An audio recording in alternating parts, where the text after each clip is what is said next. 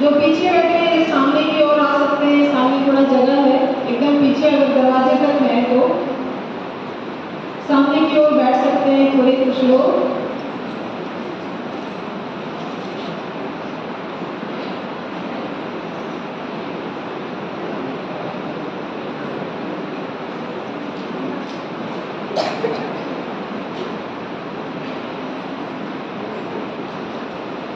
सभी अपने हाथों में तस्वीर को धारण करें, सिर्फ तस्वीर हाथ में रखिए।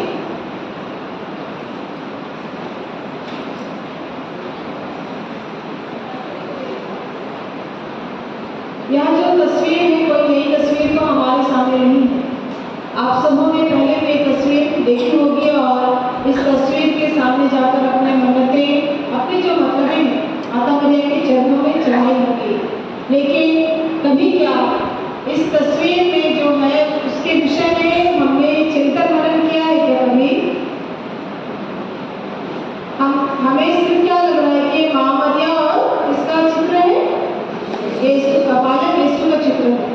लेकिन मैंने भी कभी मनन चिंतन नहीं किया था इस तस्वीर के ऊपर में। पर जब सिस्टर लिब्रिड ने कहा कि इस चित्र के ऊपर आपको व्याख्या प्रस्तुत करना है, तब मैंने देखा इसको गहराई से। और बचपन से भी मैं इस तस्वीर के सामने हमेशा प्रार्थना करते आ रही हूँ। हमारे कोडर धर्मदास कैथेड्रल में ये तस्वीर है, लेकिन कभी इसके अर्थ को मैंने भी नहीं समझा था। पर आज यह सौभाग्य मिला है आप सबों के साथ इस तस्वीर में जो माता मरियम और बालक यीशु है उसको हम समझने की कोशिश करेंगे, मनन चिंतन करेंगे कि यह तस्वीर हमें क्या बता रहा है, क्या दर्शा रहा है, क्या संदेश ये तस्वीर हमें दे रहा है। तो चलिए देखते हैं तस्वीर को ध्यान से देखिए।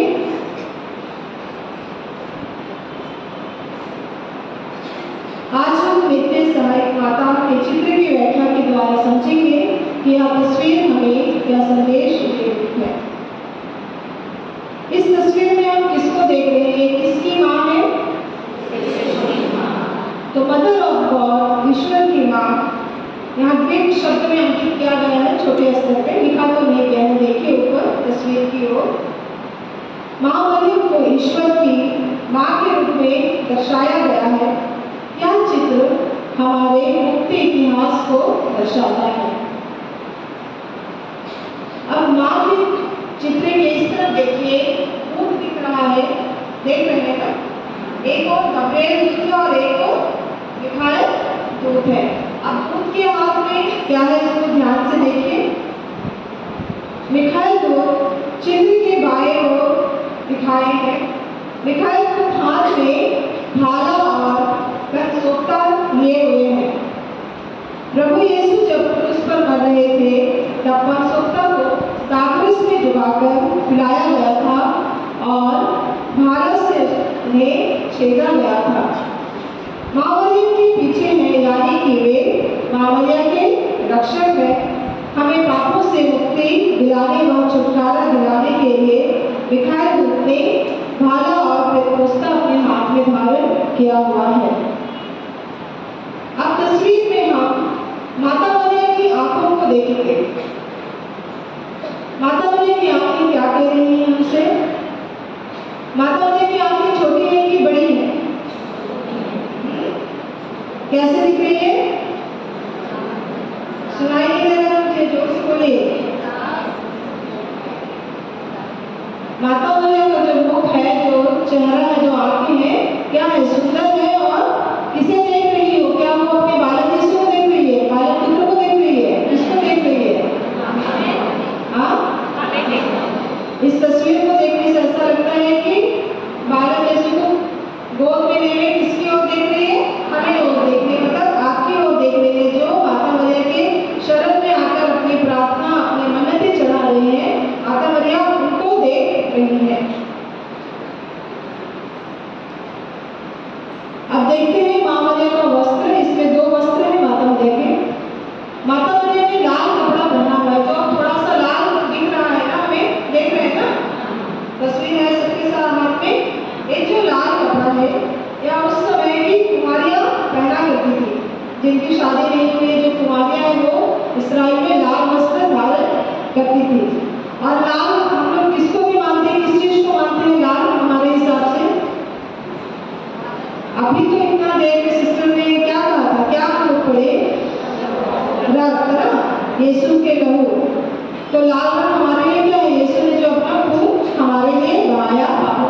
मुक्ति के लिए बहाया।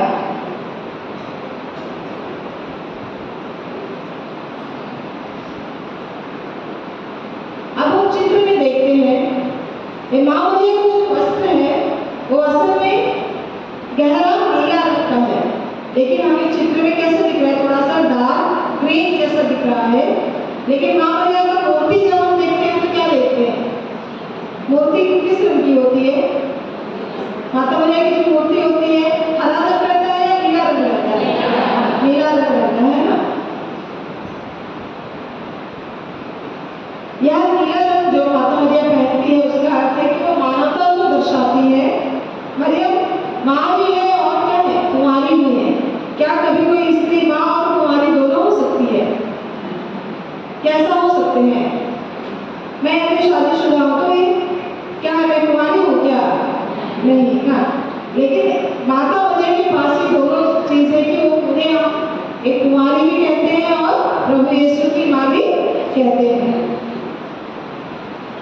अभी हम चित्र में देखेंगे बालक यीशु के पैर को देखिए, ध्यान से देखिए। प्रभु यीशु के पैर को देखने पर ऐसा लगता है जैसे कि प्रभु यीशु की दिव्यता प्रदर्शित हो रही है।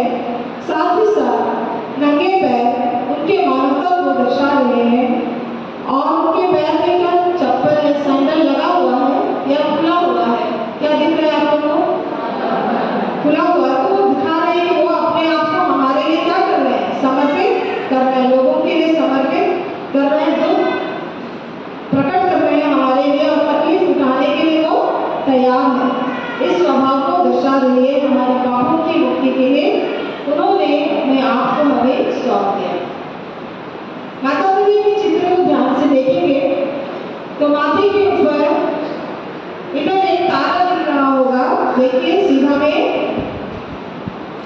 दिख रहे हैं के ऊपर में तारा। तो ये तारा जिस तरह दिख रहा है आप क्या समझ रहे हैं तारे से?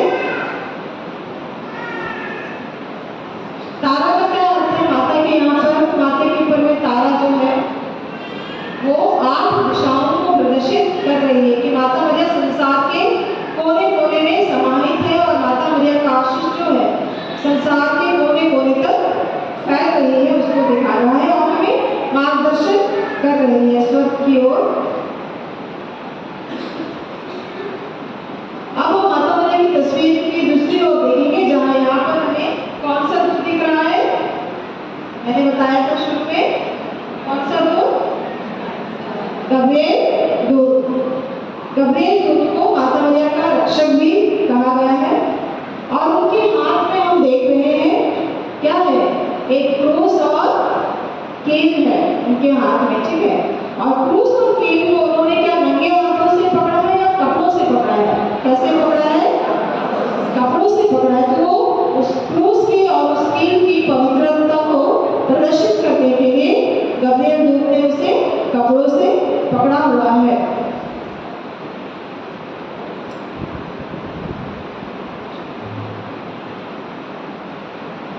अब हम माँ मरियम का चेहरा को देखेंगे। माँ मरियम का चेहरा कैसा दिख रहा है चित्र में? कैसा दिख रहा है? देखने से हमें क्या लग रहा है? प्रतीक अंदर से कैसे लग रहा है? शांत और विनम्र और एक शब्द बोले, हाँ, शांत और विनम्र स्वभाव दिख रहा है। माता मरियम को मालूम है कि उसका पुत्र बलि चढ़ने वाला है, तब भी माता मरियम के चेहरे में किसी तरह की अभी कोई भी क्या नहीं है, परेशानी दुख तकलीफ नहीं है। तो माँ मरियम के चेहरा को देखिए, उनका मुख छोटा है, वह मौन रहती है, कम बोलती है और चुपचाप रहकर क्या करती है, मनन चिंतन करती है। तो हमें भी इसी तरह मनन चिंतन करना चाहिए। लेकिन हम क्या करते हैं, महिलाएं आदत से मजबूर है और क्या करती है, दूसरे तरह का मनन चिंतन करती है। लेकिन हमें जब हम माता मरियम के चरणों में आए हैं तो अपने आप को समर्पित करते हुए माता मरियम के गुणों को अपने अंदर हमें डालना है, कुछ सीखना है माता मरियम से और उनके अच्छे गुणों को हमारे अंदर डालना है। जितनी हमारी माताएं हो, जितना कम बोलेंगी उतना ही परिवार के लिए भी अच्छा रहता है और समाज के लिए भी अच्छा रहता है।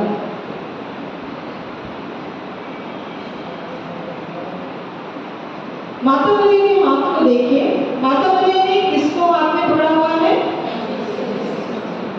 बालक यीशु के हाथ को पकड़ा हुआ है। क्या उसने जोर से पकड़ा है कि हल्का से पकड़ा है? हल्का से पकड़ा है। और इस चित्र के माध्यम से माता मरियम क्या कर रही है? अपने पुत्र को हमें दे रही है। जैसे इसमें उसने ऐसे पकड़ा हुआ है, जोर से नहीं पकड़ा हुआ है, इसने हल्का सा सहारा दिया है और अपने बेटे को हमारी ओर दे रही है कि मैं अपने बेटे को आप लोगों को सौंप रही हूँ पापों की मुक्ति के लिए। और इस पूरे चित्र में एक पीछे जो बैकग्राउंड है, ये कौन से रंग का है? क्या रंग दिख रहा है? ये गोल्डन रंग का। तो गोल्डन रंग किसका प्रतीक है? स्वर्ग का प्रतीक है। पर प्रभु यीशु स्वर्ग के सिंहासन में विराजमान है और प्रभु यीशु के कपड़े स्वर्ग की महिमा को दर्शा रहे हैं। तो आपने अभी इस तस्वीर को देखा और इसे क्या समझने की कोशिश की आपने कि माता मरियम हमें क्या संदेश दे रही है? माता मरियम के समान हमें क्या करना है? विनम्र बनना है, नम्र बनना है, प्रार्थना करना है और अपने पास जो कुछ भी है वो सौंप देना है, समर्पित कर देना है। माता मरियम को अपने पुत्र के बारे में सब कुछ पता था, लेकिन माता मरियम ने पापों की मुक्ति के लिए क्या किया? अपने बेटे को समर्पित कर दिया। क्या कर पाएंगे ऐसा कुछ? कभी हमें अपने बच्चों को कभी समर्पित करना पड़े किसी काम के लिए, ऐसा कुछ जहाँ नहीं जाते, क्या हम कर पाएंगे? नहीं कर पाएंगे, क्योंकि वो माँ मरियम है। माँ मरियम इसीलिए हम कहते हैं कि माँ मरियम सब कुछ कर सकती है, लेकिन उनको भी हिम्मत कौन देता है? पिता ईश्वर देता है। वो प्रार्थना करती है। तो हम प्रार्थना में जो शक्ति है उसे हमें समझना चाहिए और इस तस्वीर के माध्यम से हमें चिंतन मनन करते ही रहना चाहिए। आज का हमारा यह चिंतन मनन आपको और मुझे माता मरियम के ऊपर दृढ़ विश्वास करने की प्रेरणा देता है। माँ मरियम का साथ पाकर स्वर्गीय आनंद में जीने की कृपा मांगते हैं। ईश्वर आप सबको विशेष आशीष और अनुग्रह प्रदान करे। प्रणाम मरिया, आपको प्रभु तेरे साथ है, धन्य तू स्त्रियों में और धन्य तेरा गर्भ यीशु। हे माता परमेश्वर की मां, प्रार्थना कर पापी के और हमारे मरने के समय। आमीन।